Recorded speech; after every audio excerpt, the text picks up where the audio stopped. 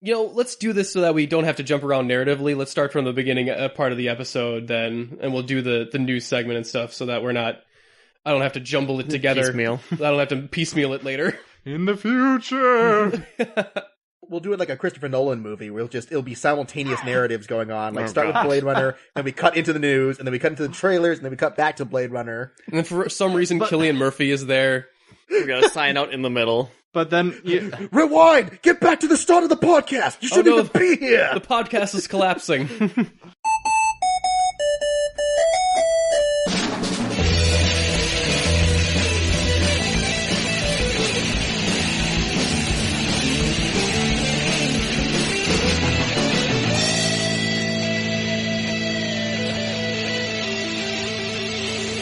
Alright, so we're just gonna start off the episode in. We'll just do the intro. We'll do it live while the energy's rolling. Let's go. live. Woo! What does it mean, play me off? We'll do it live. This episode of UGO was brought to you by NBC. And welcome to the UGO podcast. Not brought to us by NBC. Not brought to us by NBC because I didn't edit out that part of the podcast, or at least now can't because Travis referenced it. Yeah, great job, Travis. So I don't even know where this episode's going to start. Travis is always ruining the editing. But whatever. It is my job. But whatever. We can always start over, and I'll just ruin it next time, and then Justin will the next time, and we'll just frustrate you this entire episode. No, I already said we're going to do it live. We're doing it live. He's gonna be dead by the end of this. But anyway, this episode, it's going to be a choice, like, what's going to be our cold open? What am I going to go with the cold open? So many options. Is it the Christopher Nolan reference that we made? Is it the Bill O'Reilly thing? What do we do? All this behind-the-scenes nonsense that every time I have to reference it, I'm going to have to put more editing in the podcast so that people aren't confused at what we talk about. It's your fault this time. Hey, I should have been keeping notes. Let's do some more inside jokes while we're at it. But yes, who's doing some inside jokes and pissing off the host of the podcast? Well, and who's the host, by the way? It's me, Nick, the Merc with a Bike, and my fellow Unapologists, Travis. Kyle. and Justin. And our man Justin and Kyle have met each other for the first time. Sparks have flown. Punches have been thrown via Skype. It was been love at weird. first What sight. are you doing here, old man? I'm the new Old blood. man. You're the old blood. Old man. Well, to be fair, you are the oldest. Am I still older than Justin? Actually, I don't know if you're older than Justin, but you're the older one here, let's face it. Okay, I gotta ask, how old are you, Kyle? 28. You are older than me, so there you go. Kyle's still the oldest one. What can I say, Kyle? I like him young. 27 is not that much younger. You literally got replaced by a younger model. This is fantastic. There's so many layers to this. Like every time. What are we doing again? Are we recording this? I don't even know. Yeah, we are recording this. Damn it. Alright, well, I guess we'll go with it then. Welcome to the UGO podcast where we talk weekly about the geeky stuff, and we speakly about it, because I still haven't figured out a good enough rhyme with weekly. It's a fun time, and my god, I have so much fun doing this podcast with both Justin and Kyle, but I decided to double up and have them both in together. I feel like someone has introduced his mistress to his wife. It's really interesting. I love the energy. We're going to go with it. Today's episode... I'd be insulted if I ever loved you. I want to know if this ends up with the song Black Cadillac. Do you wish that you could quit him, Travis? Man, I don't even know where this polyamorous thing is leading of this co-host relationship. It's going to lead me out the door pretty soon. But yeah, this episode is going to be our news / Blade Runner episode, because I wanted to talk with Justin a little bit about Blade Runner since we've seen the sequel, Blade Runner 2049, in theaters just mere hours ago. Mm-hmm. I can already tell Justin's gonna hate me for this one. I think you might be surprised. Let's just leave it at that right there on what our thoughts are about it. But of course, we want to, start off with the announcements. First off, if you would like to help out the podcast, please, please, please, please give us those reviews on iTunes. Really helps us out. 5 stars reviews help us out the most. That's why we read them on the air word for word. That is my guarantee. And if you are, I should give this caveat. If you are listening to us in another country and give us a 5-star review, I might not see it right away. Really? iTunes is a little weird. It's a little racist? Well, I mean, nationalist, maybe. Yeah. It's weird. I've been notified recently that it's not readily apparent in some countries if you give an iTunes review. Like that was our thing. Why when I gave a review on the Australian Sass Effect, they never saw it on their feed. Oh, because of the different region that we're in. I don't know. I have no idea why it works that way or why it matters, but apparently it does.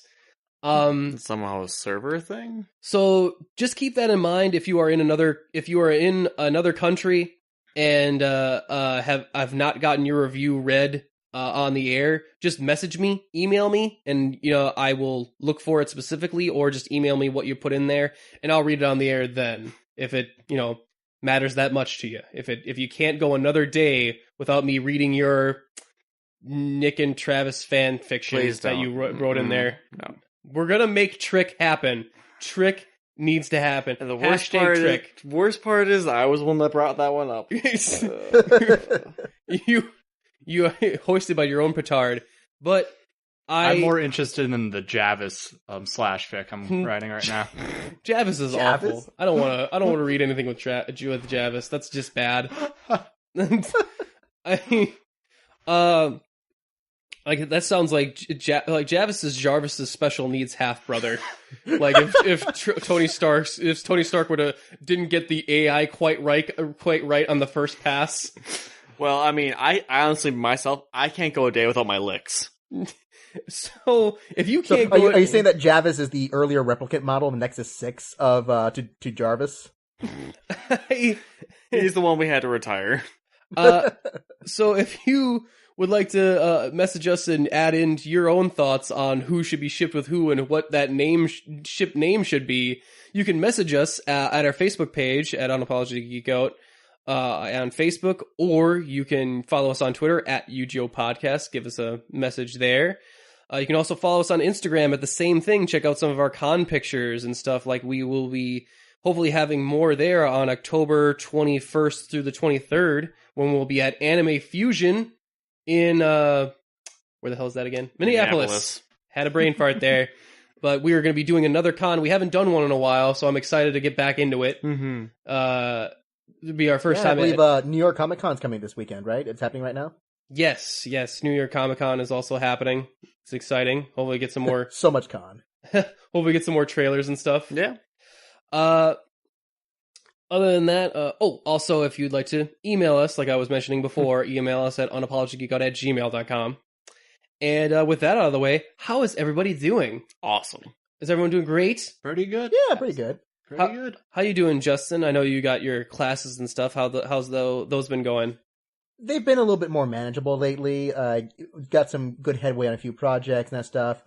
We actually have an audience member here with us now. I remember that lady friend I told you about? Yes, I do remember, because you use the term lady friend. Just like Nick does. Just like I do, because apparently we're both ancient.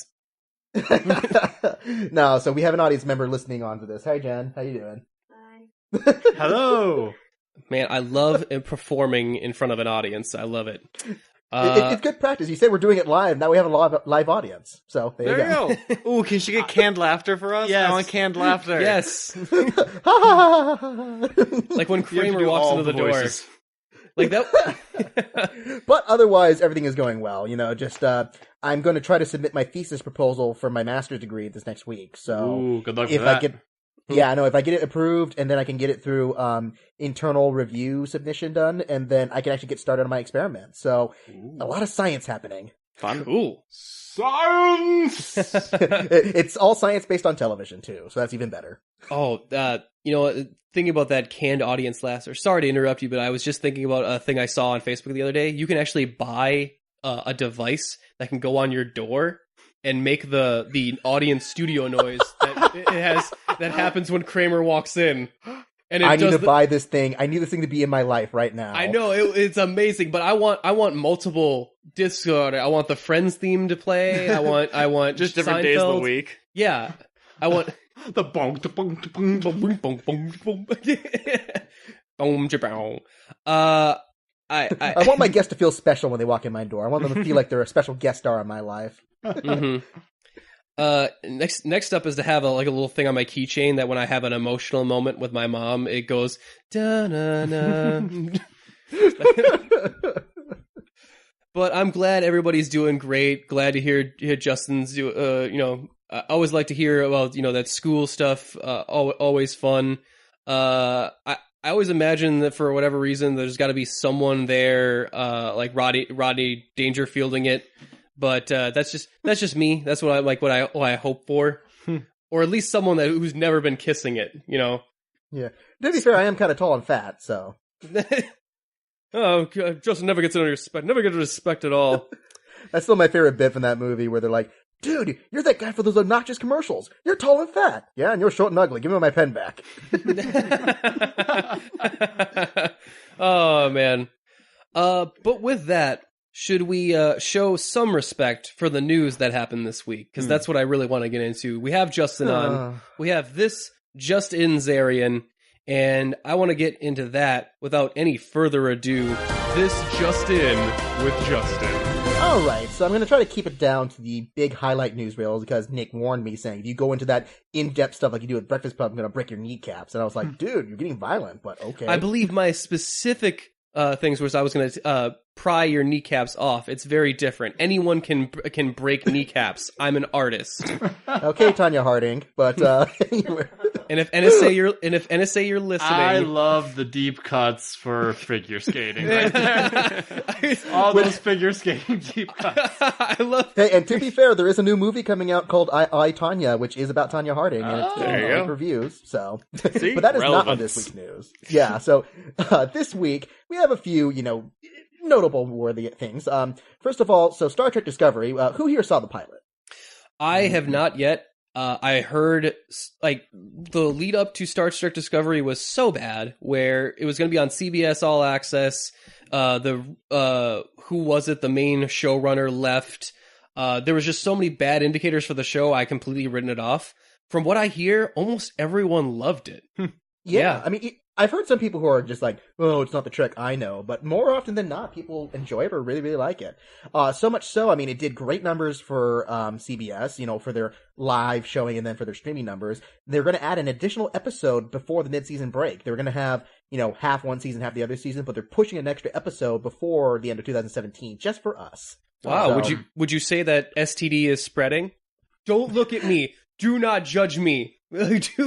I only judge you because you've made that joke more than once. So. I know, I have. Sorry, Kyle doesn't seem to get it, but Travis is looking at me with judgment. I get it now. Now, okay, here's the look of judgment that Kyle's like. It took Kyle a second, and then his face matched Travis. Yeah. Well, anyways, yes. So the STD is getting worse. Well, quote, it's spreading around. But anyways, we also have a new person, Mia Kirshner, who's joining the cast as Spock's mother, because we already introduced Spock's father as a character in the show, so they're adding another character there. So, hey, that's kind of cool. Also, we got, let's see. Oh, right. So, you know how they're trying to really build up the whole thing that, Iron Fist and Luke Cage will be best friends someday, like in the comics and the Marvel shows? Sure, let's go with that. That was actually one of my favorite parts of, the Defenders show, actually, was, surprisingly, I didn't hate Danny Rand when he was with Luke Cage. So that was pretty fun. People tolerated him more in that one. Well, it's official now from a new photo that Iron Fist will be in Luke Cage Season 2. He will play a dominant part in the show. So, I can say this, maybe that'll bolster people's opinions on Danny Rand if he has someone who's the dominant lead character above him. So it's like, yeah, let it be Luke Cage's show with Iron Fist behind him. So, yeah, I could possibly dig that. It'll be Luke Cage's hype man. I like it. I am the hype! Marvel is kind of stuck right now with Iron Fist as a character because they really didn't have to go. They didn't really have to do Iron Fist the show. I mean, I would have preferred if they. Obviously, the showrunner didn't really care about Iron Fist that much. At least he didn't seem like he put that much effort into it, or maybe that was his best effort, which would, for me, I'd be like, Not a good sign. Not great. Having seen other shows he's worked on, I think that was his best effort, and that scares me. Damn. Yeah, because he's the guy who killed Dexter too. So. I keep forgetting that he fucked over Dexter, and he's screwing over the Inhumans now. So I can see them salvaging Iron Fist. It's not impossible to either. No, and the thing is, like, I don't even think the actor's a bad actor. I think maybe he didn't know. Well, nobody knew how to treat the character because nobody took it seriously. So maybe in the hands of someone who actually cares about Iron Fist, that might be a better thing. And also, if you have someone who's less obnoxious, like Luke Cage, to bounce off of, because I think Mike Coulter is perfect for Luke Cage. Like, he really nailed that character. Yeah, he was a really good pick. Yeah, he nailed that character like he nails almost every woman character in this show. Nice. Yes. I love the Heroes for Hire. That's a smart move to team them up together to let us like Danny Rand a little bit more. I don't think he'll drag the Luke Cage show down. I think that if anything, it'll make people like Iron Fist more. So I think there's a lot of reasoning going behind this, and I get it and I approve. Yeah, it has Nick's stamp of approval. Congratulations, Marvel. Hey, it's important, all right? Mm-hmm. Indeed. So then also, for a show that probably people aren't paying as much attention to, The Gifted debuted on Fox this last week, and it actually did fairly well in the ratings. It actually beat Inhumans. That's the X-Men one, right? Yeah, so that's the X-Men one that's being directed by Bryan Singer and written by the guy who did Burn Noticed. And people were worried because it had a really bad time slot that was up against, like, 3 dancing competition shows, and it was being led in by Lucifer on that show. And which, Lucifer, from what I know, is not that bad a show. It's actually fairly good. But yeah, it managed to actually beat Inhumans in ratings by 1 million viewers. So it's like, hey. Okay. Yeah, I mean, the fact that Inhumans was that close is surprising, but I guess people are curious enough, even with the bad reviews, just like, is it really as bad as everyone says? It looks really bad. Yeah, I didn't even bother. But also, there's apparently this big news, and I'm sure this is still very early on in development, but they finally hired a screenwriter for the new Venom movie that they're trying to make, which still sounds like a bad idea, but yeah. But the person they got has admittedly a very half-and-half track record. Her name is Kelly Marcel, who's going to be the new writer for the movie. On the one hand, she wrote Saving Mr. Banks, which I thought was a pretty good movie. And she also did some work for films like Bronson, that indie film with Nicholas Winding Refn. On the other hand, she also wrote 50 Shades of Grey. Ew. So, it's one of those weird things where, like, maybe if she has decent material to work with, but I'm not getting my hopes up. Okay, let's be fair, is that she adapted 50 Shades. Yeah, well, to be fair, 50 Shades of Grey was already an adaptation of a fanfic to begin with. Yeah, she adapted an adaptation. She had to polish a turd of a turd, essentially, so. I think the dream's collapsing again. I think it really is. It's just, I you know what? I will not lay that at her feet. That's a clean slate for her. She has to go wash her hands, but that's about it. I'm going to expunge that from her record. Indeed. So then, also, one news story that I found was super exciting. There's a new direct-to-video animated movie that's going to be focused on Batman, but it's not the movie that you think. No, this is the ninja one, right? Yep, so there was Gotham by Gaslight, and then there's Batman Ninja being developed by Takashi Ozaki from Afro Samurai. It's a ninja anime Batman. It's a thing. It is a thing, and it is coming out next year, so be excited, people. This sounds kind of awesome. Can we get Samuel L. Jackson to voice Batman? That'd be great. I'm the gosh dang Batman! I'm sorry, did I break your concentration, Joker? I don't remember asking you a gosh dang thing, Scarecrow. Somehow I don't think we can get away with this Batman not murdering people then. Which, to be fair, Afro Samurai is very, very violent as it is. Oh, yeah. So. Mm-hmm. Yeah. But anyways, a few more of the highlight ones. So, Jeff Johns apparently confirmed that Todd Phillips' Joker prequel movie is not going to be tied to the DCEU. So it's going to be likely a different Joker in that case. Yeah, this is involved in another story I heard going around where that apparently the DC studios have switched their focus on continuity to where... They're breaking it? Well, a lot of they're saying that their films are just not going to be very concerned with an interconnected universe.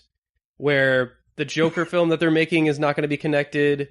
some of their other tertiary films are not going to be connected in any way at all. Mhm. It sounds like even now that even the Flash, Wonder Woman, and like main big stay movies are going to be connected, but not like slavishly. Like with each other, maybe, and that's about it. Yeah.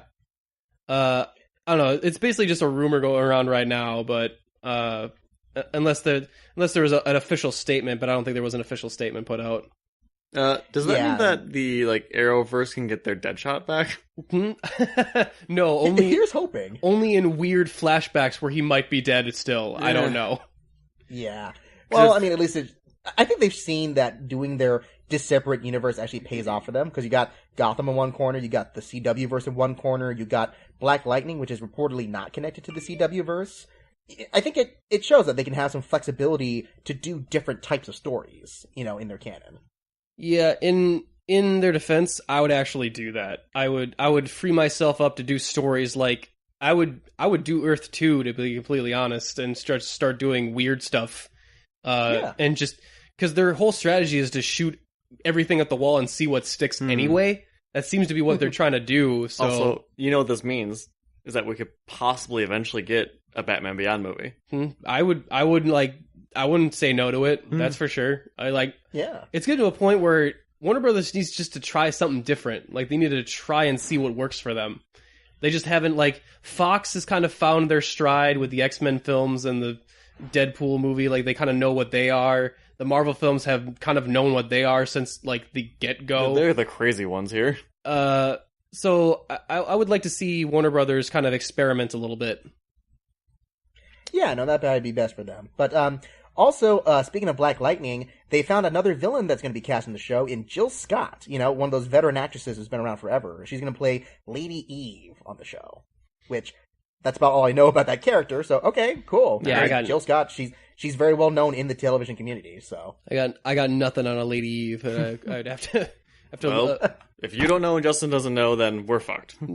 yeah, there we go. So good for you people. There's some other casting for Titans, but it's not anyone that we really know, so I'm gonna skip that. A V for Vendetta TV show is in the works. Oh. Yeah. No. Maybe That's about all we know about it at this point. But yeah, so apparently it's in development. like a full order show or a mini series. I could see a mini series. If they do it as a miniseries, that would probably work best, because it's like that Watchmen TV show. Like, how much more can you adapt without, really messing up with what makes Watchmen great or what makes V for Vendetta great? Yeah, well, there is more. Like, if you ever read the V for Vendetta graphic novel, there is more stuff in the graphic novel that they had to cut down from the movie Because to of make time. And they had to rewrite some whole other things too. Like, Natalie Portman's character is totally different than the original comic. Yeah, and it's a change that I actually kind of prefer. I do too. So there's that aspect to it that I like. I don't know. When you put something into a comic book, like this is an exact opposite of Watchmen, because I think V for Vendetta is a very good film. Yes. And I love so that film.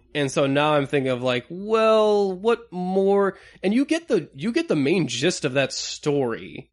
I'm trying to think of what more could a TV show say that the movie doesn't really say in an hour and a half. I think they're just trying to be trendy with the whole fascist dictatorship kind of thing. Like, oh hey, it's like our current politics, kind of thing. I mean, Yeah, except for the Guy Fawkes mask has already been fucked over by people in the first place. That I don't think a show would fix that. I mean, I would take. Plus, also, we're getting another Guy Fawkes drama from BBC coming out this year too. So it's that's it seems right. It's a little bit, We are getting the the gunpowder thing. Yeah, yeah. that's interesting. I think we're gonna be Guy Fawkes out by the next year. So All what the Fox, Foxed out. man. Yeah. Kate Winslet has reunited with James Cameron for the Avatar sequels. Really? That they're finally going to she start just making. joined the cast. Yeah, which after an eternity of pre-production, they're finally making all the sequels they claim. And the sequels apparently are going to cost $1 billion to shoot all of them. Yeah, I heard that one. Why? Bold strategy. Throw money at it. Bold strategy, Cameron. Let's see if it pays off for you. I would. Think a film before it starts. Well, look, I have concerns about this because Avatar, while being one of the highest grossing films, Do you guys ever see people dress up as Na'vi or anything when you go to cons at all? Do you remember anyone remembering this movie? Do we reference Avatar in a way like we do like, oh, that scene's like totally out of Terminator or totally out of like The Abyss or something? Because I never reference like that's, oh, this is a scene that reminds me of Avatar. If anything, I say... The thing with Avatar is that it's a very well-made movie with weak writing and some spotty acting. That's what I've always said about that and Titanic. They're pretty much the same thing. It's very pretty CGI Fern Gully. They do That's like it. I would say even Titanic has permeated the pop culture mythos more than Avatar has because we have things that we remember like Never Let Go, Jack. I mean, we parody that scene. I'm king of the world. I'm king of the world. Like Paint me like one of your French girls. there is things in that movie. Paint me like one of your French horns. There's what? Paint me with in the brass section. Wait. I don't know what you're saying. So now I'm picturing a French horn with Kate Winslet features on it. Yeah. No, just the legs. Just the legs.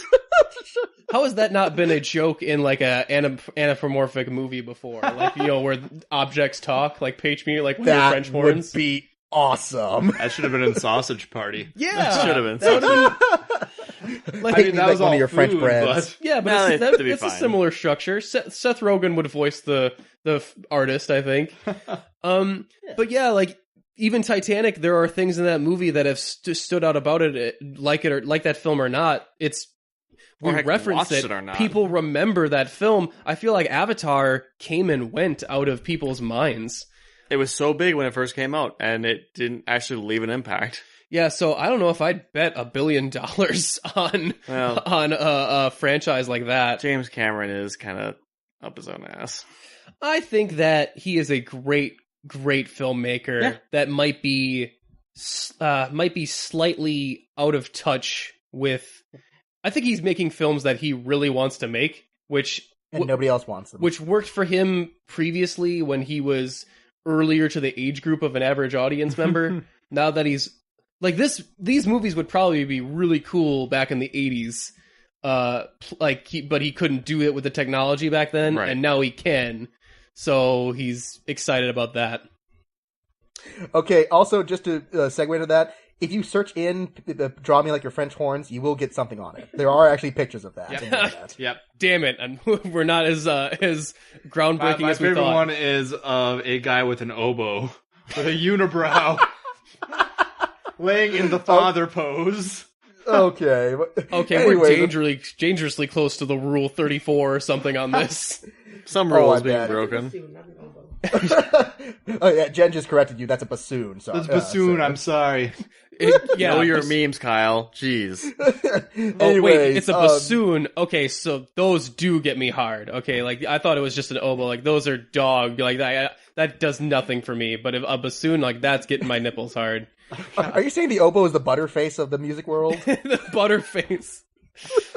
Anyways, running through a few more stories here. Yeah, we're killing Justin.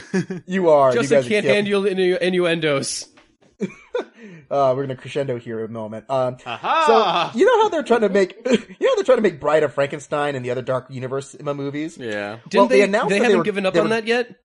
No, here's the thing. They went into production this week, and then 2 days afterwards, they stopped production, and it's off the release schedule. Oh, no. What will we do? I'm very curious what's going to happen there. Also being delayed, Fast and Furious 9 has been pushed back to 2020. Mm-hmm. And the reason why is because that Dwayne Johnson, Jason Statham spinoff is actually happening, and it's going to premiere in 2019. Really? Oh, no, Yeah. Tyrese must be so mad. He was. You actually so see angry. that he was complaining on Twitter or something that just like, man, screw Dwayne Johnson for delaying my movie. kind of thing. I'm just like, okay. Okay, dude. Yeah, I think Tyrese needs to figure out that, like, you are lucky that you're still part of these films because you serve no function anymore. Pretty much. But Yeah. fine. Meanwhile, Ludacris is just like, I'm just getting a paycheck. I'm happy to be here. Ludacris knows where it's at. Yeah. Also, we're getting a new Men in Black movie that's not the 21 Jump Street crossover that we had thought before. Oh, so, well then fuck it. Totally I think I did uninterested mention that to now. Nick Yeah. before. Yeah. We're also getting a Bob's Burgers movie. Yeah, I heard that one. Huh. Live action? No. I mean, you could. I mean, Oh, okay. how the heck would you do Bob's Burgers live action? technically, there's nothing really outside the realm of it being really weird. It would just be wouldn't have that animation style. Like, it's about Yeah, a but fry part of the cook. gimmick too is that like half the female cast are actually dudes doing women voices, which is the joke because since there's so many women who play male voices on The Simpsons, so it's like you can't really do that live action. Mm-hmm. I mean, I would assume they'd recast everybody for the live action movie anyway. Yeah. Like, that's why they can never do a live action Archer, is because only one guy can do Archer's voice, and he looks nothing like Archer. Unless you got John Hamm or something like that. And just have John Benjamin do the voice. That would be amazing. So that's at least, they're aiming for that for a 2020 release. Just skipping a bunch of stuff here. Death Wish got delayed, no surprise after the Las Vegas stuff that happened. Yeah. Apparently there's the first of the Game of Thrones spin-offs just got completed, at least for the first script. So it's the one that's being written by Jane Goldman, who's a very well-known writer in the community and wrote a bunch of stuff for Game of Thrones early on. So, there's something. Which spin-off is this? No one knows. That's the thing. They're being very, very hush-hush about what the scripts are. So, okay, well, they must have confidence in it. Yeah, there's at least one that's done, and they're just trying to wait for the other 4 to catch up, which, jeez. Wait for the show to finish, people. Right. Which, to be fair, they just announced they're going to start filming into the summer of 2018, so it's very likely we will not get it until 2019 for the final season. Yeah. Ash vs. Evil Dead Season 3 is finally premiering on February 25th. Do you guys watch the show? Nope. I'm actually curious because I really liked Season 1, and I was excited for Season 2 to start, and I watched the first 2 episodes. I fell off, and I never went back. And I don't know why.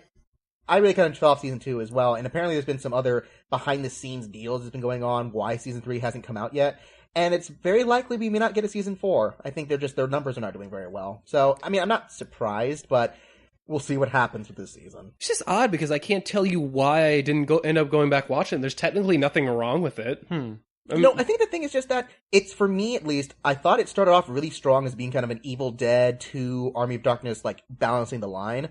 And then the more it went along, it became more Army of Darkness, which is my least favorite of the Evil Dead films, but there's so many people who love it. So, I don't know. More power to you guys, I guess, but yeah. And then a few more stories. That really great comic that I've always heard amazing things about, Ed Brubaker's Velvet, is going to get a TV series as well, which, awesome. Great. Yeah. What's Velvet about again? Velvet's one of those kind of super spy things that Brubaker does. You know, a very kind of Black Widowish style. Ah, yeah, okay. Yeah, that's definitely Brubaker's cup of tea. Oh, yeah, and Brubaker's one of the greatest comic book writers in the day. I mean, working right now. That show Good Omens that we talked about, Nick, which sounds really, really awesome. Speaking of John Hamm, he has joined Good Omens to play the Archangel Gabriel in that show. Nice! So, yeah, I am very excited about this, the Good Omens show? No. It's based off of, damn it, Neil Gaiman. Yes. And Terry Pratchett. Yeah, it's based off a Terry Pratchett story. This angel and demon hang out on Earth, and they kind of just hang out and like shoot the shit. Like they have like philosophical conversations and stuff. But then, damn it, it's been a while, but like so basically, it's the idea that it's kind of a comedic take on them where they don't want the apocalypse to happen because they just like living on Earth and doing stuff. But then I think they say that the Antichrist is being born. Yes. Or no, he's been born, and they're trying to raise him to become the Antichrist, but he's in like this average family or something like that. So they have to, stop the Antichrist from happening and starting the apocalypse. So yeah, because they actually switched the Antichrist at birth, if I'm remembering this correctly, and they fucked up with where he was supposed to go. So it's in flux whether or not the apocalypse is going to happen. So these two decide like, whoa, we like hanging out on Earth. Like, we don't want to go back to what we were doing before. That shit's boring. So they're teaming up to go after it again. And it's the actors playing the demon and angel are David Tennant and I'm blanking on his name. Cerberus, Lucid Man. Charlie Sheen? Martin Sheen. Martin Sheen. Yes. Not Charlie Sheen. Sorry. Charlie Sheen would be a completely different show. Commander Shepard, you're winning. I wonder which one he's playing, Charlie Sheen, the demon or the angel. Yeah. Some great casting right there. But no, everything about this show makes me super want to watch it. And now you're saying John Hamm is also an angel in it? That's fantastic. Yeah, I mean, what? You got David Tennant and Martin... it's Michael Sheen. It's not Martin Sheen. Martin Sheen. No, that's even a different Sheen. There's too many goddamn Sheens. Yeah, because Martin Sheen is much, much older than this character. So yeah, this is Michael Sheen. But yeah, so that sounds exciting. And Neil Gaiman himself, who was the co-writer in the book, is showrunning the show. But Great. okay, a couple stories left. There was a few notable deaths. Tom Petty being one of the big ones. Obviously, he died at 66 after a big heart attack that brought him to the hospital. So that's sad. Tom Petty's one of those ones where I know all his songs. I don't know him very well, but his presence is felt. I'm sure all of our parents are mourning. Yeah, and then also notable, just for me, Maury from Goodfellas died. Charles Chuck Lowe, who played the character Maury on that show, died at 89. Well, one of the sad things about Tom Petty's passing is he literally just stopped his farewell tour, and he died a week after. I think it was. Yeah, that was ominous. I feel like death was supposed to take him earlier, but was having way too much fun with his tour and was actually touring with him. It was like, I'd be like, no, I think that's an honor. Like, I think Death was a fan. He was like, no, I'm gonna let him finish out. I'm gonna finish this out. I want to hear Mary Jane played one more time live. Mary Jane. Now I'm thinking of like the Death guy from Family Guy just hanging out. That's exactly who I am. I'm just like, like what? Like, what's the point of like another couple months? Come on, I can let him finish it out. Love this song. Okay, two more stories. Apparently, Rush Hour 4 is happening. Really? They do realize how old Jackie Chan is, right? Owen He's the one Wilson who said it, too. overdose. Jackie Chan said that. I think you mean Chris Tucker. Chris Tucker? Oh, okay. Sorry, I was picturing Shanghai Nights. Yeah. You were thinking the other. God. Yeah, I was thinking the other. Yeah. Yeah. It's forgivable. Yeah.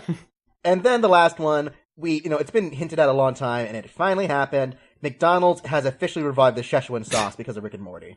Why? It's Rick and Morty is a thing, man. Like, it is permeated geek culture in a way that I have not seen before. To the point where even Dan Harmon has spoken out against his own fan base now. Yeah, because they're terrible. Because of the toxicity. That sounds like a very Dan Harmon thing to do. Yeah. Like, I don't care if you're watching my show, stop being assholes. Y'all suck. Like, I am proud because I heard that he is a Wisconsin native.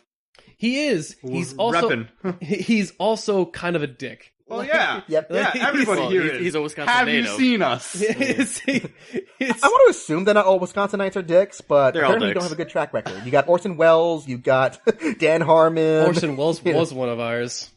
Man, Yep. who does why do just the pricks come out of our neck of the woods? Hey, Aldo phrasing. Leopold. Aldo Leopold? Aldo Leopold. Aldo Leopold. Guess what? You never heard of him, right? I did. My my Eagle Scout project was Aldo Leopold. Yeah, you were a Boy Remember? Scout. You definitely would have heard of him. Yes. Okay, well, I think it's counteracted by the murderers. Yeah, true. True.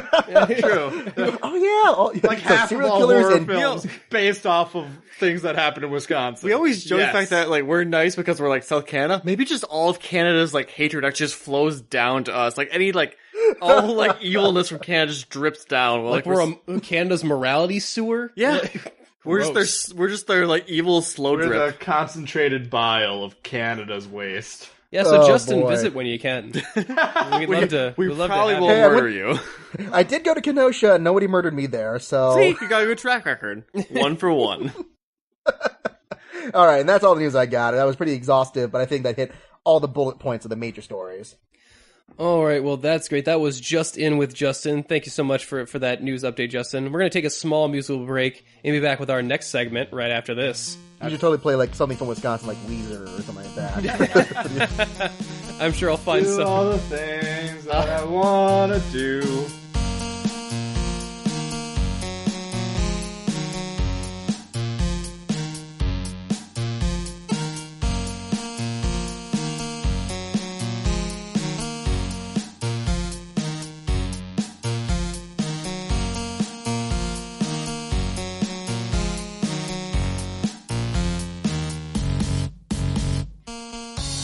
All right, welcome to the Blade Runner talk, guys. We ready to talk about running of some blades? Well, all except for Kyle. I retired him. Yeah, well, Kyle's in the background hanging out here because he did not see the film. We're just going to do a quick rundown because if you are interested in seeing the film and do not want any spoilers, I would suggest going to see it before our review because we are going to have to talk about some of the stuff that is revealed, even though I feel like some of it is unfair because it's revealed like in the first 5 minutes. I mean, we had to talk about the movie. We're not going to do tons of spoilers, just a few like introductory details that maybe you didn't know. Yeah. So with that warning out of the way, You have been warned. You have been warned. All right. So Blade Runner. So we were talking a little bit more off mic about me and Travis's experience with Blade Runner. We watched it one night while we were doing something else. We had it in the background. So take our review of it with a grain of salt. I mean, honestly, you keep saying I've seen this movie, and I still have no recollection of it whatsoever. Well, I think it is important because Blade Runner is visually it informs so much of our sci-fi dystopia. Mm-hmm. Everything like when I watch movies like the recent Ghost in the Shell or even The Fifth Element has elements of it, no pun intended. Even the Super fucking Mario Brothers movie for whatever reason. Like, why does Super Mario Brothers look like Blade Runner? That makes no goddamn sense. But it's awesome.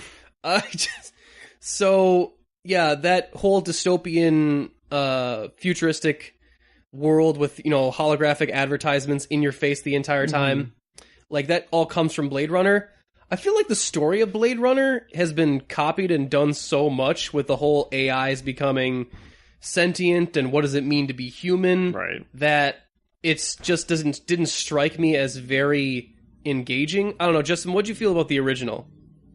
Well, it's unfair to say that, completely, because, yeah, I mean, Blade Runner, when it came out, there was no other film like it, to be fair, to be perfectly honest. So you can see why it had such an impact. It had such a unique visual style compared to so many sci-fi films at the time. And it had, a different type of storytelling method, because originally it was the theatrical version with the heavy narration, and then they've edited it 50 billion times to create the new version.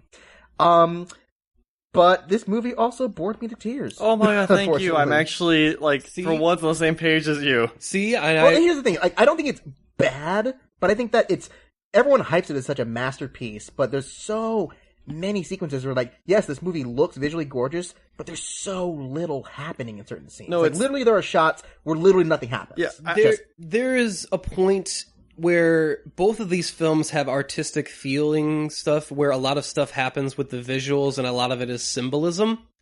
And the thing with it is that it depends on your tolerance for visual, engagement rather than anything happening narratively.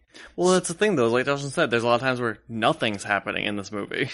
Well, I think he was talking about the original one. Oh, well, and in this movie. And I'm going to be straight up, I like the sequel more than the first one. And I remember the sequel. You know what, I'm going to go even further. I think this sequel is a near flawless movie. Wow.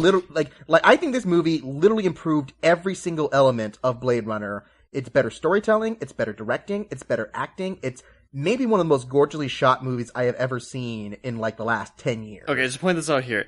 Just because it's a strictly better movie doesn't make it flawless. But I will disagree to say, I thought about it after, because I just saw this movie a few hours ago. I can't think of anything I disliked about this movie. Even parts that are nitpicky of saying Travis will help you. I will. I'm here for you, Justin.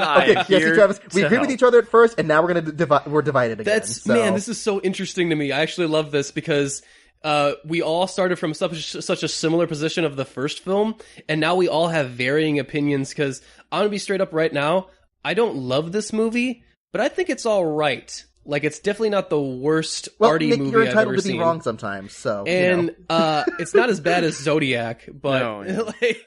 You're also entitled to be wrong about that, but, So this is going to be a really interesting I feel like I'd rather be doing this review right now with Patience instead. Patience loved this movie too. So God damn it, Patience. So we have someone who loves it, loves the new film, thinks it's okay, and hates it. So I shouldn't speak for Travis. I'm not gonna say I hate it. No, but you didn't enjoy yourself. But you love it. Kyle's helping with the review. I like that Kyle's in the background. Helping. He's the heckler. I'm helping. So yeah, a little woohoo! I'm helping. Little context here. Ryan Gosling is playing a detective in this one. He is also. They reveal very early on. Here's one of the early spoilers: is that it's not a mystery for very long that yes, Ryan Gosling is a Blade Runner. No, not just Blade Runner. He's a replicant. That's right. I was gonna say replicant. I don't know why I said Blade Runner again. Gets involved with a new case that is very important. It deals with an old case that he's wrapped up, and it leads him to a new investigation that has to deal with the Wallace Corporation. That is the new corporation that's been around to build new replicants after some sort of uprising has happened. And his new replicants are, they don't defy anybody. They don't. They're perfect little robots. They're perfect little robots, within a certain extent. And the Ryan Gosling's job is to hunt down the older models that are still kicking around and causing a little bit of trouble. So that's the basic setup. Everything else, story-wise, is kind of I can't even mention, what's the main narrative or the case that he's working on, because I can, but yeah, it's a huge spoiler. But so. it's a pretty big spoiler for, what's going on. So I'll let you discover that on your own if you choose to check this movie out. So yeah, this film...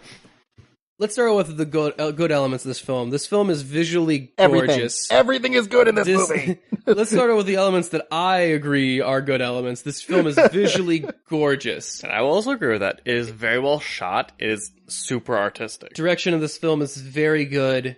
So the director of this movie, for those who don't know, it's Denis Villeneuve, he's one of those wonderkind art directors right now. He did Arrival, Prisoners, Enemy, Sicario. He's really been building this huge profile, very arty, professional looking movies. And then the cinematographer in question is one of the all-time greats, Roger Deakins, who shot No Country for Old Men and Fargo and those kind of movies. Yeah, so and his directing style is very interesting. He's good at he even introduces elements in this film that I haven't seen before in other films. There's a point where they've introduced AIs into this universe. And they don't have replicant-type bodies. In fact, they are shown as they might not even be as fully adept at simulating emotion as replicants are. Because replicants are shown to, actually have feelings and go off of, what they call a baseline. Right. AIs seem to be only capable of simulating emotions to a very scarily accurate degree. And there's a scene in here where an AI actually integrates with a replicant in order to feel their body at some point, and we get to see a scene where this ghostly image over this replicant while it figures out how to feel and tries to be real in that instant. And which I thought was a really amazing sequence. It felt very much like that movie Her, even when I saw that one. Yes, and that's probably my favorite sequence of the movie. I thought it was very interesting, very visually interesting, and I thought the effect was just really neat to look at. No, all the effects of the AI were great. I even in a later scene where Ryan Gosling's character is looking through case files and her head just pops through his to start reading. And that's a really cool scene. Another movie would just show her as a hologram every once in a while and not really deal with it. This film always shows her as translucent in some other scenes, and passing through him or other objects when, why would you not do that if you could? It would be easier.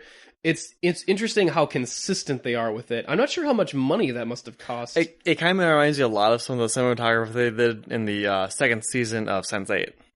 Yeah, that's that's not an unfair comparison. There's a lot of camera tricks that I feel are also simulated there. From what I hear too, this movie, apparently they made a big effort to not use a lot of CG. So I'm assuming most of the CG they did in this movie was with her and some of the other holographic effects, because there's a lot of miniature work and set design and realistic props that they use to create the vibe of this world. So, which is equally impressive the way they integrate the CG into it. So. All right. So with that, I want to hear from Justin, what really worked. If for those people who are going to check it out, I want you to try to sell this movie to them. What really worked for it about you? What were some of the best elements? Well, okay, so I already laid it on the table that I think this movie is pretty amazing. But one of the things I like that improved over the first movie is that I always felt like the first movie's biggest problem is that the mystery at the core of it always felt distant, at arm's length, where there was a lot of world building, and then occasionally they come back to, oh yeah, there's a mystery to solve. And it never felt like it had any weight outside of, oh, we gotta hunt the replicants, and then we'll talk a little bit about what is life, almost tangentially. This one, I felt like the story, the themes, the world building all played off each other in a much more organic way. It felt like they really took the time to construct the narrative in a way that, even if nothing's directly happening with dialogue, you always feel like there's a point being made to each shot. Each shot speaks, it's textured, it's layered, it's character building in the world and the characters themselves. Like, there's so much that's being communicated about, what is Gosling's role in this world? What is the purpose of AI? Like, even the fact that his AI girlfriend is much more expressive and aware than he is. But then the idea too, it's like, well, can he actually love her and her love him if she's just one in a line of product, essentially? Because she's just a brand. She's just a brand of AI who is his girlfriend. And that raises interesting questions about that. It raises a lot of questions about, like, especially some of the big stuff that's revealed about Gosling's character, not just in the first twist, but the other twist that happens later on in this movie that I will not even pretend to allude to. It really plays the idea about Gosling's role. And there's a lot of, the stuff about the disposable workforce, the stuff about slavery, the stuff about free will and emotions and human being stuff. It's all present throughout this entire movie, and each character represents a different facet of that, which I thought was really organically introduced. I also think the acting is really, really good, because yes, it's very restrained. Everyone's being controlled very minimally in their emotions, like, especially Gosling, who, he's a robot, so they're trying to keep that idea, like, yes, he's a guy who expresses through the smallest of gestures when he's really trying to express himself. And I think that's one of Gosling's greatest strengths as an actor, is that he can communicate so much with a glance. Even just a slight change in the glance, he really communicates a lot of his body language. He's great. I think almost everyone in the cast is really, really good. Ana de Armas is the girlfriend. There's some great cameos that pop up here and there for a couple minutes that I thought really work. And of course, there's the big one with Harrison Ford, where, just a warning for the people too, he shows up maybe an hour and a half into the movie, which is already 2.5 hours long as it is. Yeah. But when he comes on, he makes a huge impression on you. Just all the stuff that's tied into his story, which also, again, another great thing, aside from a few things that are like subtle references that pay off from the first film, almost anything you need to know about the first film is explained to you in this movie. Like, if you never watched Blade Runner, you'll mostly get the gist of anything that's happening in the story. And I think that's a great achievement that this movie more or less can stand on its own as a storytelling narrative. Sorry, I'm just gonna gush, because I know you guys are ready to just, take out your knives and stab at certain parts of this movie. I wanted to get your opinion out there first before I jump in on it, because I do agree with a lot of what you're saying, but you bring up some of the points, your criticisms of the first one that I think are very interesting. But I'll get into that in a minute. I just wanted you to finish your piece. Okay. But yeah, I feel like this movie, and I'm going to say this too. I know a lot of people complain this movie is very, very long. It's 2.5 hours. And it's a very measured pace. It's very much trying to be like the first movie. But I think the thing that makes it better, one, as long as it is, I felt the length, but I was never bored watching it. And that's because I feel like this movie, unlike the first film, found a central conceit and conflict that really drive the plot forward. The first one, Harrison Ford never feels like he's actually involved in the mystery. Like, he's only there because he's assigned to it, but he's never actually invested in the story, and things just happen to him. In the case with Ryan Gosling, he feels actually motivated to solve this mystery, especially with some revelations that come up in his storyline. He feels like he's actually connected to the story and is moving the thing along. He's being a proactive character in the plot. And I feel like that makes the mystery so much more interesting when you actually feel like the guy cares if the story is solved or not. Harrison Ford is just a job. He's just, all right, I gotta kill these rogue replicants. Sure, why not? Kind of thing. And I think... Yeah, I do like Ryan Gosling's performance in especially in the latter half of this movie. I thought he was doing a good job. Which is funny too, because I think he only expresses himself maybe once or twice with, if anything, outside of his general baseline emotion. He gets angry once in this film. Yeah, which is it's a huge impression when it happens. But I feel like, and I'm gonna even say this: I didn't mind Jared Leto in this one. I thought, yes, he's the most cartoonish character out of everybody in this movie, but he's supposed to be. He's the guy who is very much this godlike figure compared to everybody else, because he's, Wallace. He's the guy in charge of everyone and everything in the world, essentially. So he's got to have some, who else could you play to cast to play a self-important figure than someone who is a self-important actor, like Jared Leto? Yeah, I wasn't as bugged by his performance as well either. He does still have a couple ticks in this one, Guess it doesn't show up as much though. but yeah, his role is very limited. He doesn't have a lot of screen time. He's like a what would you call it? Like an overarching threat. The more direct villain would be his underling replicant. Love. Is that what it was? I think that's just her name. It was just Love. They so rarely refer to her by her name, but they don't refer to a lot of people by their names in this movie, to be fair. No, they give like vague pronouns and that's about it. Or titles. Yeah, so on the strength of just the detective story, I think that it follows the detective plot quite nice. It's interesting you bring up the criticism of the first film. Your biggest criticism was that the characters didn't feel like they were very active in the story and the stuff was just happening to them, and that it was just more about world building. And this film, while I agree that it does better than the first film with that, I feel like it doesn't quite escape that. There are scenes where, rather than maybe getting to the point and moving the plot along, it decides to take a break and do a little bit more of world building. There's a fight scene in the middle, like when when Ryan Gosling first meets up with Harrison Ford, he wants to ask him some questions, but they have a fight scene instead, which is a really cool fight scene. Like, it's really well shot, and it has visual elements like that. It's like there's a music cutting in and out. Like it's in a Vegas hall. The lighting is very interesting. But then I realized that, we could have just cut to him asking Harrison Ford questions and missed nothing plot-wise.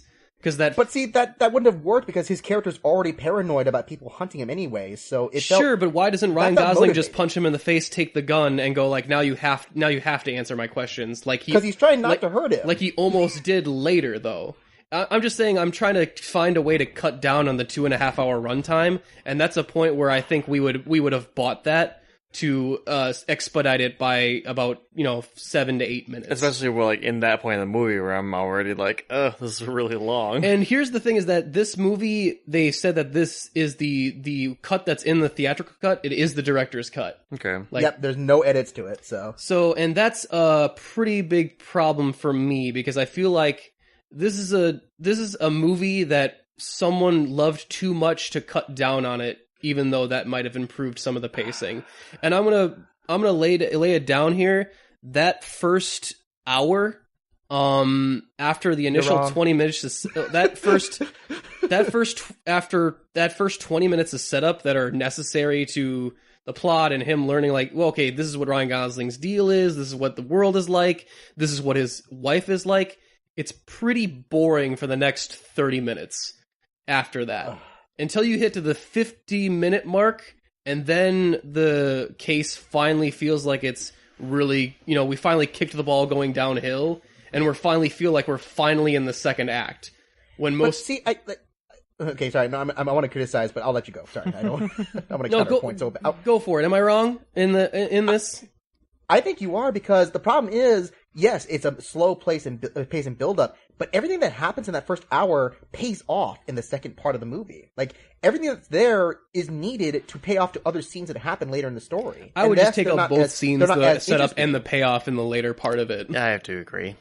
I think you think that, but there's a lot of little things that would have, that don't pay off unless you know those parts that happen early on. There's this whole sub story with there's like a resistance replicant group that I feel like goes nowhere. Like they show up later in the plot, and then like, here's the point where we have the big fight scene, like, and they help him, they help him in the final act, right? And really, they just show up to go like, hey. That conflict between humans and replicants? We're here to facilitate that, but we're not going to show that in this movie. And then I'm like, why the fuck are you here? Oh, they're here to provide our next plot twist. Yes. That's it. That's the problem, though. That's the thing, is that I can't say exactly why that's important to the plot, because it gives away a huge spoiler in the story, and a big thematic spoiler, because it really plays into the role of Ryan Gosling's character as a replicant. It plays into his role about...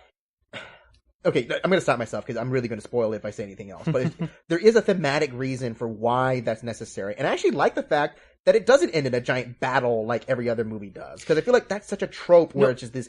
I'll agree with you there that I like the small personal, like, fight scene between Ryan Gosling and Love, or whatever her name is, this final, like... Okay, so are you going to actually spoil these things? No, I would just say I would say that's a better spoiler. Like, don't go into this expecting you're going to get a big fight, a big climactic battle scene. It's much more of a personal fight between two characters that are coming at it from different aspects of their humanity. And I think that's why, like, the tease of the soldiers is important, for Gosling's character development, because it has to be something that he has to make it personal and intimate as a final fight. And I like the female, like, villain replicant as well, because she's great. Yeah. Her conflict, like, coming across is that she's invested in what she believes that is the next step for replicants, and where they'll become human, but it's in direct contrast with what Ryan Gosling is feeling, and they're, like, after the same goal but coming at it from two different aspects. And I totally like that, and I really do like that aspect of it. I just feel like they set up a bigger conflict, and then, of course, like a lot of sci-fi films, like, they just like, yeah, but we don't really have to deal with that. We're just gonna say that it is a thing, and we don't really have to deal with it later. Although, I guess the way this film ends up, we can just assume that, like, well, they never really got to the point where they needed to have that conflict anymore. Maybe. Yeah. But and then the way that, with, like, the final shot with, like, where Ryan Gosling's character, the way Ryan Gosling's character arc concludes, and how it leads in with Harrison Ford's character arc. Like, I'm not gonna lie, the longer, like, the more this film went on, I'm like, oh, I'm getting it after, like, I really enjoyed that hour and a half, like, of the later half. I'm trying to figure out, like, man, how can we cut down that first hour, or do something about it to where it's not, like, cause it's just boring. Like, it's too long without knowing that any of this is going to pay off later. And even the payoffs later, only some of them feel like they were deserving of all that setup. And before I forget about it, though, Dave Bautista does a surprisingly good job in this. Yeah, and he's not in the movie very long, but he has a great opening for this movie. It's a great way of showing, like, you get the big moment, but you also get a very quiet moment with his character at the same time. You know what I mean? Like, you think, like, oh, Dave Bautista, he's going to be Drax, he's going to throw people around and shoot guns. It's like, no, he looks like he's going to do that, but the way it plays out is very nuanced, surprisingly. Well, I did want to give Travis a chance to say his piece on the subject of how he felt about the film, because I know he... Well, I don't think Justin wants me to say my piece, though. Yeah. Good night, everybody, we're done. We're out, sorry. Well, here's the thing. I actually do agree with Justin on a lot of parts. I think the movie is very artistic, and it's great to look at. I mean, it should be visually engaging enough on its own, but I just think it's not. The world building is interesting. I will give you that. It is actually kind of fun. My biggest problem is I find the plot to be so fucking boring. I'm sorry. Nothing this movie did plot-wise was original in any way, shape, or form. I was able to call every single piece, even down to the final twist. I was like, nope, saw it coming. Sorry. Here's the thing, too. Every movie is not original. Like, there's really no original story. So, okay, I think his main point is that not only was it not original, it was very predictable to see where it was going from the initial twist. But even if you knew where it's going, is there anything to argue to say that execution is more important than if it does something you've never seen? Well, here's the thing. Here's where we disagree, is that I think the execution wasn't on the money, like, as much as you think it was. Because here's the thing. And I think that you're not giving enough credit, but okay. Well, I think the main problem here is the fact that, yes, it's not an original story, and that's not always an issue. I mean, unless you look at stuff like Avatar, which then becomes forgettable, but... Avatar just had bad dialogue, too. Is that true? So. But the thing is that because this movie is artistic, that automatically kind of increases its length because they have to take time to show off the artism and the world building. And it just means that the rather generic storyline gets stretched so far that I'm just like, look, just speed it up already. And I'm going to have to say it right now. This movie had a lot of really bad storytelling where it's like, okay, this happened, and then this happened. and then this happened. It does that. You mean like a story? No. Good storytelling, bad storytelling is this happens and then this happens and then this happens. Good storytelling is this happens and because that happened, this happens. And there's Guys, and a lot of everything this, that happens in this hey, I'm gonna defend this film. A lot of it later is explained via a flashback and some setup, like, oh, some of this was caused by some of the other stuff. right, but the original inciting incident is happenstance. Yeah. No, that's the thing. Everything, they tie that original inciting incident directly into the story throughout it. Like, that's the thing, is that they always refer back to what happened in the beginning. Like, literally everything ties together from the beginning to the end. Because that inciting incident leads to the discovery of the thing that drives the story forward. Right. That I can't spoil because it's a huge spoiler. But he was only sent there on happenstance. He didn't arrive And there. that's the whole thing. But that's the thing. That's how a good story happens, where he's doing his regular job, and then something new happened that interrupted his life. Except for it was the new thing that was so important to his life. I don't know. It seems really dumb to me. It just, overall, this story, like I said, it was predictable and just, it didn't seem like very good storytelling. So that makes the whole entire, like, I can enjoy an artistic film. I really can. I just feel like it either has to be a good enough length that I'm not going to get bored, or have some substance to it. And this movie, it had a very shiny veneer and did not a lot of meat to it for me. So I told you. I'm gonna push. I've defended you against Justin, but now I gotta. One thing though is, like, watching this movie, I was basically thinking, yeah, Justin was going to enjoy this movie. Like, I could tell from watching it. Yeah, and now I'm gonna push back a little bit too. Is that later, once we hit the third act reveal around, it does explain, like, oh, I get why this setup happens, and it was more than. It was more than an initial coincidence at the beginning. So I see that from that aspect. And I feel like there is a lot of good storytelling going on in the later half of this film. I think what really would have worked for me is if someone just took a little bit of an editing scalpel to this, really cut it down to what's most important about this story, and really focused in on it. Because there's a lot of plot lines that get left open-ended to say, like, we're going to ask a lot of questions about what it means to be human, what is to be, humanity. And when you ask those types of questions, it's impossible to answer them because it depends on your opinion of what is the human condition. And so I'm not super mad at that for, like, leaving a lot of that open-ended, but it does leave off on a point of just, like, here's the end of this personal story. Well, what about that big world you opened up? That's still going on. But but I don't like. I was really invested in what happens, like, after that, like, in this whole world, because the more human that Ryan Gosling starts to act, the more invested I am in his story. And I really am, by the point where I am invested in him discovering his humanity at the end, or not, or however you try to describe humanity. I think the answer that they try and bring up is like, oh, this is the thing that will make us human. And their answer of, like, that's what it is to be human. I think they directly state it at one point in the third act. Yeah, they do. And I'm like, yeah, but I don't think that'll. I don't think it's going to instigate that war that you guys think is coming. But they didn't get a chance to show the war and convince me on that. So it's kind of a double-edged sword. I don't know. But it wasn't. It was never about the war. Like, it was never really about the war in the end, I don't think. So no, by the end of it, it's actually more about another character in the story that, like, Harrison Ford actually plays a much bigger part than I would have first even thought of. Like, he's actually more than a cameo. He's actually very involved with Ryan Gosling by the end of this movie, which I actually appreciate. I actually thought that was pretty cool how they integrated him, rather than just having him show up and go, "Hey, remember me from the first movie?" Right. And then, like, gone. So I don't know. I'm very mixed on it, because I'm like, wow, I really appreciate the technique of this film, but I don't really know what it's trying to say. I guess I do know what it's trying to say, but it's up to a point where I feel like it just takes a little too long to say it.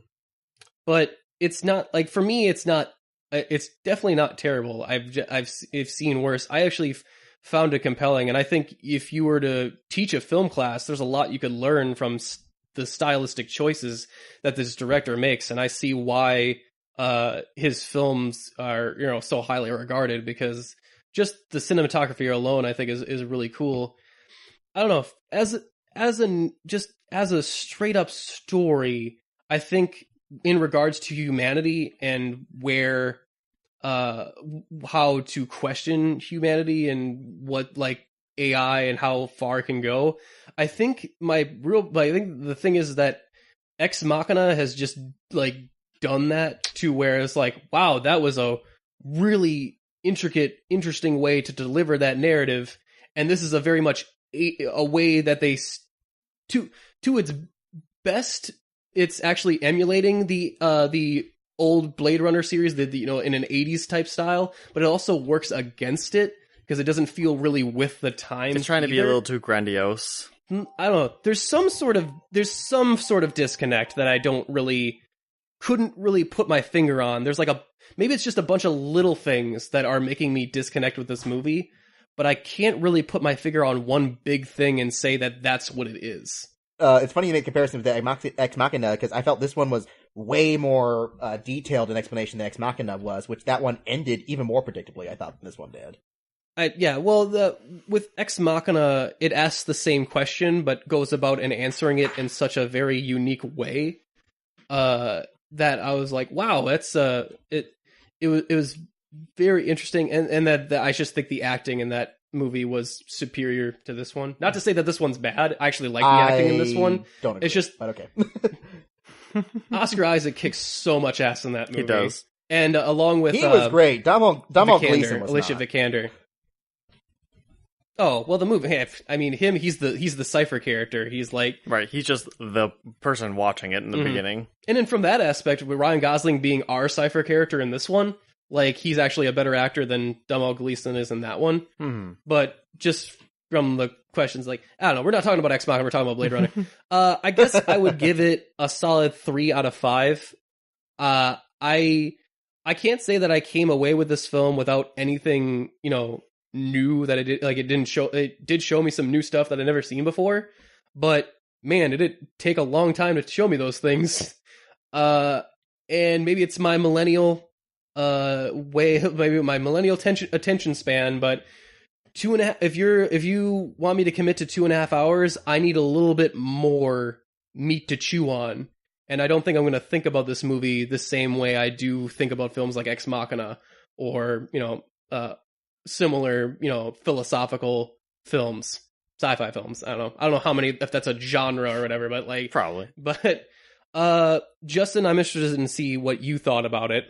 What would your rating be? Well, I kind of pretty much laid it out that I think this movie is amazing, personally. And I know not everyone's going to agree with me, and that's totally fine. Everyone has their own opinions on things. They're wrong, but no. They're an opinion that's wrong.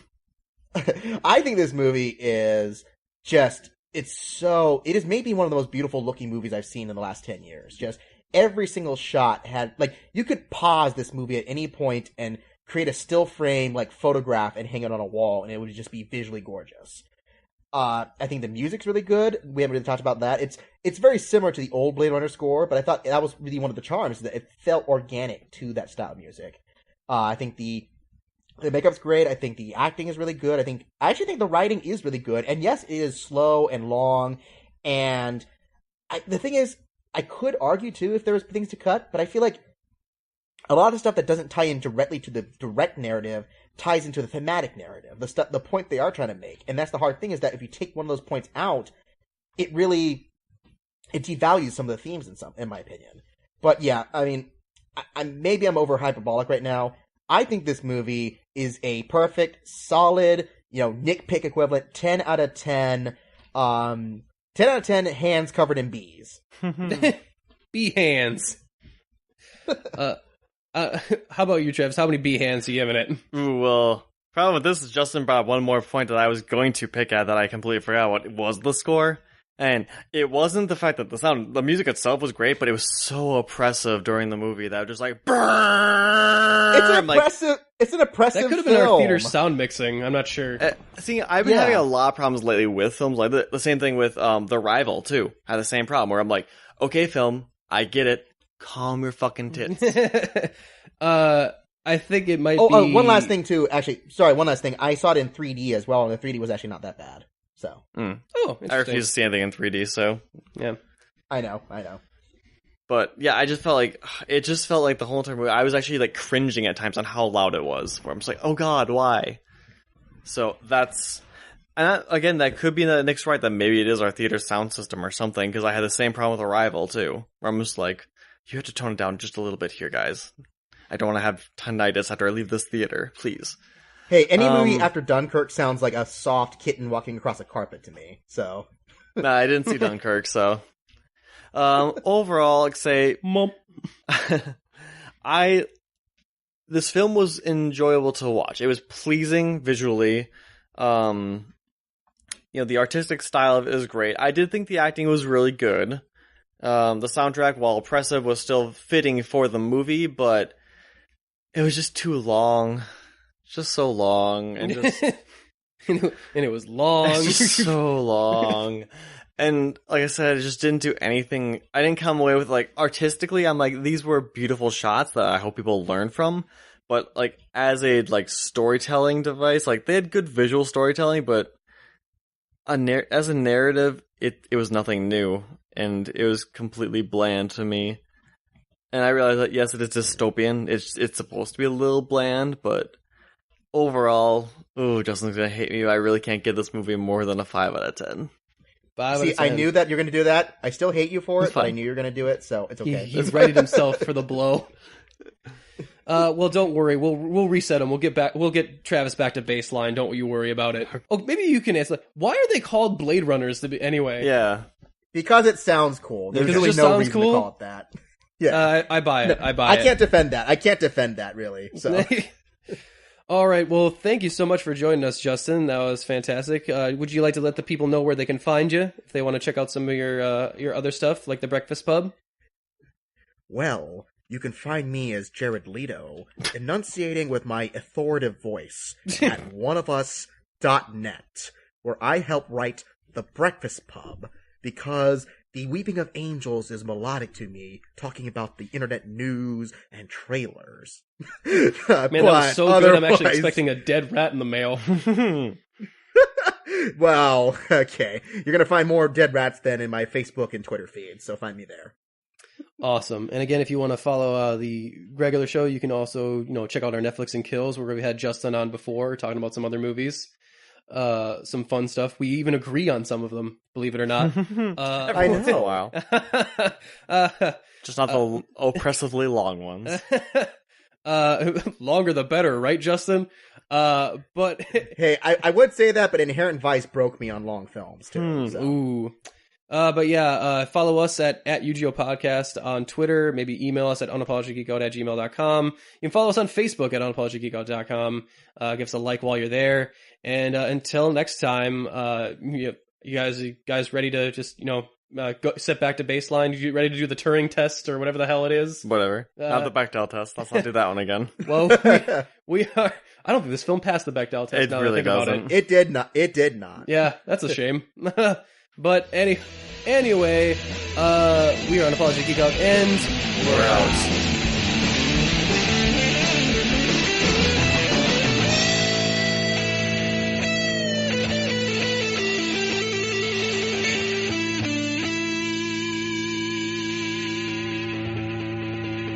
Just again, say hi, Jen, to everybody. Hi, Jen, to everybody. Hi, Jen. Wait, can you hear me? I've been assuming you couldn't hear me this entire time. Nope, I've been listening to everything. Oh, shit. I fully apologize, Jen.